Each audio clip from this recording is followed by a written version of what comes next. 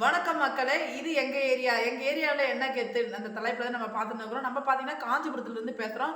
காஞ்சிபுரத்துல என்ன கெத்து, அதாவது எங்க காஞ்சிபுரம் ஏரியாவில் கோவில்கள் தாங்க கெத்து அப்படின்னு சொல்றாங்க சில பேர்.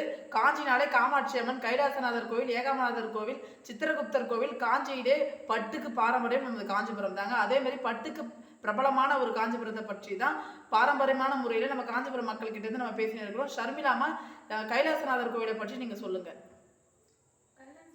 அது ரொம்ப பழமையான கோயில். அது வந்து சேரர் சோழ பாண்டியர் அந்த காலத்திலே கட்டின கோயில். ஓகே. அது வந்து ரொம்ப பிரபலமானது, எல்லாருக்கும் தெரிஞ்ச கோயில். அது இன்னும் பாதி பேருக்கும் அந்த கோயில் தெரியுது. அது வந்து மண்ணிலே செஞ்சது.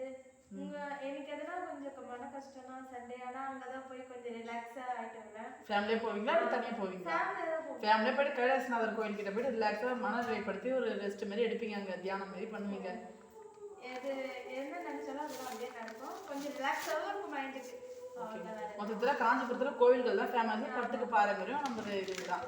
ஓகேங்க, நம்ம ஷர்மிளாக்கா கிட்ட நம்ம ரொம்ப நேரம் பேசியாச்சு. ஷர்மிளாக்கா வீட்டுக்கு போனால் கண்டிப்பாக அவங்க அம்மா கேட்பாங்க, என்னாடி இவ்வளோ நேரம் ஆகுது, எங்கே தான் போயிருந்தேன்னு.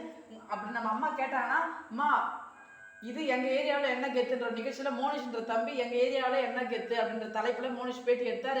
காஞ்சிபுரத்தை பற்றி நம்ம சிறப்பு அம்சம் நான் மோனிஷ் கிட்ட சொல்லணும்னு மறக்காமல் சொல்லுங்கள். அம்மாவையும் சீக்கிரமாக நம்ம சேனலுக்கு பேட்டி எடுக்க கூட்டிடுவாங்க. ஓகேவா ஷர்மிளாக்கா?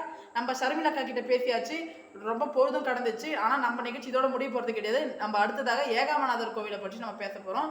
ஏகாமநாதர் கோவிலுடைய சிறப்பு அம்சங்கள் என்னவென்று நம்ம அங்கே கேட்டு தெரிஞ்சுக்கலாம். தொடரும்.